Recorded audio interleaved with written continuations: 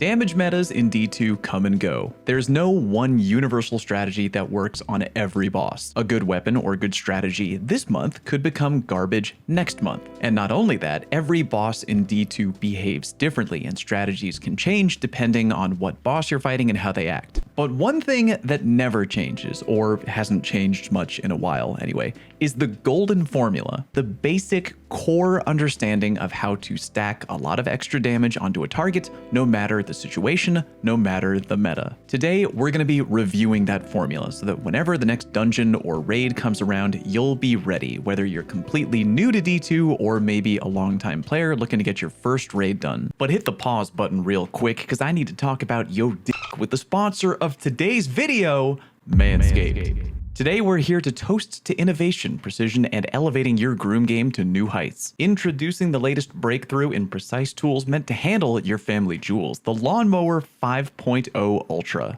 The Lawnmower 5.0 Ultra takes grooming precision to a whole new level with their next-gen dual skin-safe blade heads, now accompanied by an upgraded trimmer blade and interchangeable foil blade for enhanced performance. The upgraded trimmer blade features longer, wider, and rounded teeth that are tough on hair but incredibly gentle on skin. Then there's the foil blade, which gently glides over your skin, capturing even the finest hairs. The LED light of the Lawnmower 5.0 Ultra is big and bright AF, ready to shine light on those hard-to-reach areas down under. And the best part, it's still waterproof, y'all. Rain or shine, it's man trimming time. If you've never taken advantage of my link before, today's the day, boys. Get the latest and greatest trimmer from Manscaped by heading over to manscaped.com/falloutplays and get 20% off your order of the Lawnmower 5.0 Ultra. Again, that's manscaped.com/falloutplays. Thank you, Manscaped. All right, back to it. The formula: empowering buffs plus surges plus weapon perks and miscellaneous plus debuffs equals big boy FU damage. Don't be confused, I promise this will be easy. Just visualize 4 different columns. The next time you're doing a new piece of endgame PvE content and you're not dealing enough damage, just ask yourself, are you ignoring any of these columns, or maybe you're just not picking the right options? If so, you're probably not doing as much damage as you could be, and then you can change your loadout accordingly. It'll make more sense as we cover each individual column, trust me. And before we dive into each column, a quick note, this is a very simplified new player forward guide and graphic, not a fully complete chart with literally every perk and damage dealing option in the game. That would be huge and very visually cluttered. And believe me, you can bet your ass that even though I'm saying this, there will be comments down below along the lines of, you forgot Raiju's harness, or whatever. If you're looking for even more detailed information than what I'm covering today, I highly recommend checking out Courtroom and D2 Clarity. Both have lots of number-heavy charts, and they do great work. Anyway, why don't we start with column 1, empowering buffs. This is the column that most new or casual players understand, as it contains 2 of the biggest go-to no-thought buff options in the game,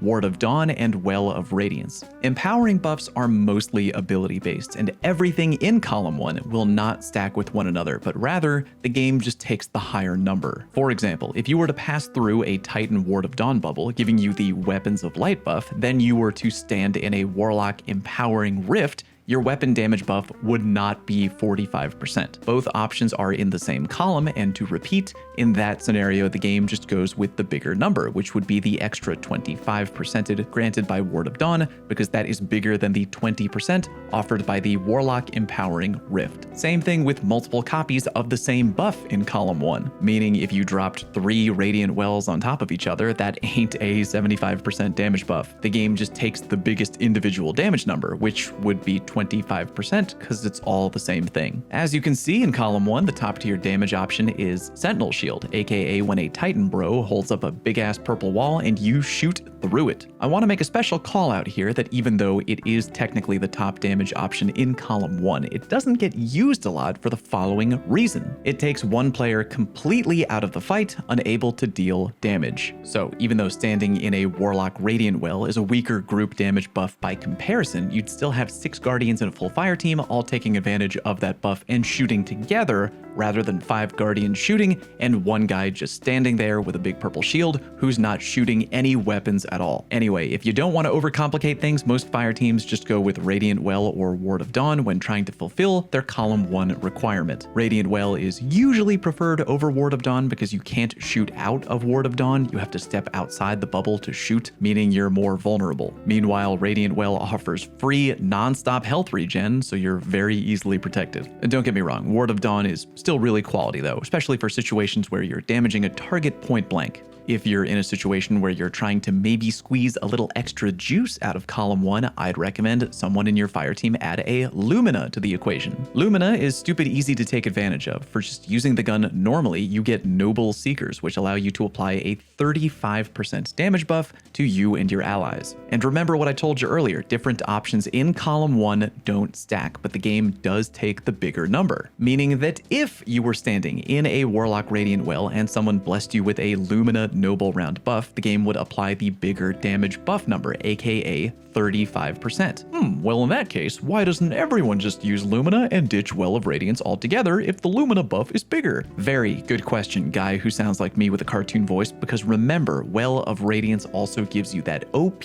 non-stop health regen factor. By using both together, you get the best of both worlds, a bigger damage buff number in column 1 and insane health regen at the same time. That won't be the only time we mash two options in one column together, despite the fact that they don't stack, but rather complement each other due to the utility factor. More on that when we get to debuffs. But for now, let's move on to column 2, surges. For a base understanding of surges, simply check out the mods available on your leg armor. Any of these blue colored armor mods with the word surge in the title can give you an extra buff to your weapon damage in column 2 when activated. These mods in particular require an armor charge to activate, which you can do via a number of different ways with your build, but as the mod tells you, you can also do it very easily by picking up an orb of power. That meshes perfectly with Well of Radiance and Ward of Dawn in column 1. For example, a warlock in your fire team drops a Radiant Well and makes orbs of power by doing so. You go ahead and stand in their well and pick up the orbs of power, activating your weapon surge mod. In that particular example, I'll say I have a solar weapon. Now I have a 25% buff from the Warlock Radiant Well in column 1 and 10% extra from my weapon surge mod, meaning now my solar weapon has a 35% damage buff total because different columns do stack with one another. You get it? A nice thing about leg armor surge mods though is that they get better with multiple copies of the mod. If I equip 3 solar surge mods and pick up 1 orb of power and stand in a Warlock Radiant Well, I'm getting both the 25% damage buff from Well of Radiance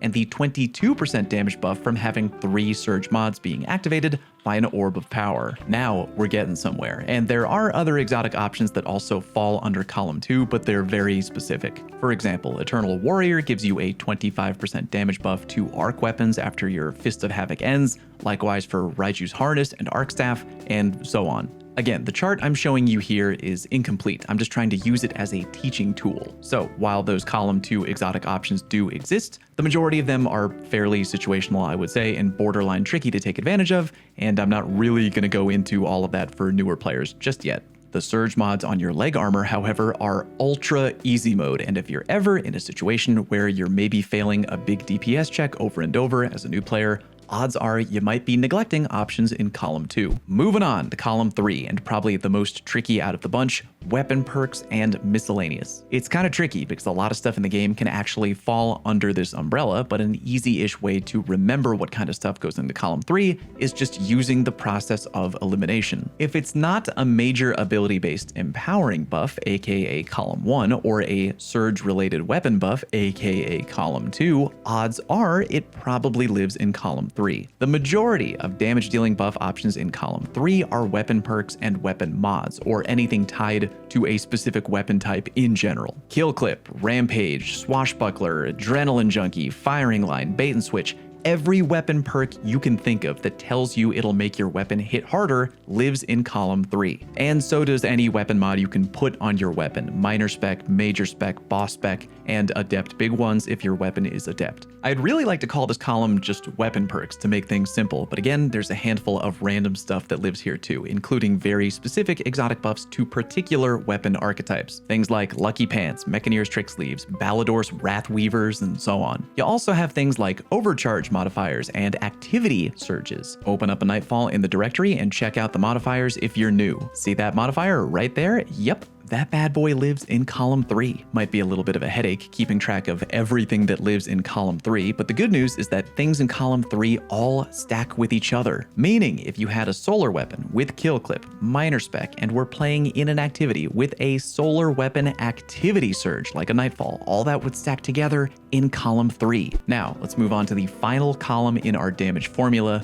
debuffs. Where columns 1 through 3 are about you maximizing your damage output, debuffs are about ensuring your target is being made more susceptible to the damage that you're dishing out. There are many options in the overall debuff column, but the top 3 most popular, in my opinion, are Hunter Tether, Tractor Cannon, and Divinity. Much like column 1, options in the debuff column do not stack with each other, but rather the game just takes the bigger debuff number if multiple effects are being applied at the same time. Therefore, if a boss is being hit with both a Tractor Cannon and a Divinity at the same time, the game would simply take the stronger debuff number between the two, which would be Tractor Cannon at 30%. However, even though that is the case, there are situations where it's totally okay to put different debuffs together for the utility factor alone. For example, if you're trying to farm Irute in the Crota raid, she has an annoyingly tiny crit spot and floats around a lot, making it very easy for your team to miss headshots. Because Divinity also comes with the ability to surround the target in a big blue easy to hit cage, there's honestly nothing wrong with combining Divinity and either Tractor Cannon or Tether. That way Tether or Tractor gives the maximum debuff number of 30%, but Divinity is simply guaranteeing you don't miss shots on a highly mobile, annoying to shoot target. By the way, if you're new and scratching your head a little bit about how earlier in the video I said people don't use Titan Barrier Shield despite a 40% buff because it takes one person out of the damage equation, but haven't said the same thing about Divinity, again, it's because of the utility. Like Sentinel Shield, Divinity also takes one person out of the equation because it requires constant uptime. But again, some targets are highly mobile or have annoying tiny crit spots. The utility that Divinity provides is more than just the debuff. It's about making sure it's borderline impossible to miss your shots, ensuring no damage on the team goes to waste. And now that you know what falls under each column, the next time you're in a situation where you're maybe not hitting enough damage in a big DPS check, just ask yourself, do I have something going on in every column? Most people have column 1 easy by just dropping a well and calling it a day. But do you have something in column 2? Maybe you're forgetting surge mods on your leg armor. Maybe you only have 1 on when you could go for 2 or even 3. Maybe you spaced out a little bit when pulling a weapon from dim and you're ignoring column 3, aka you forgot to put an extra damage mod on your weapon. Maybe your team blanked on bringing a debuff and no one hit the enemy with a Tractor Cannon or Divinity or whatever. Or maybe you want to squeeze a little bit more out of column 1 and make the number higher by adding Illumina. The exact situation is going to depend on a lot of things, and there's no one go-to loadout that will be the premier damage dealing option across the entire game at large. But again, if you just remember the basics of the formula, you'll be able to get the most out of your average DPS phase. Please like today's video if you found it helpful at all, and share with a new player or Fireteam member near you. Thanks very much for watching, and I'll see you on stream.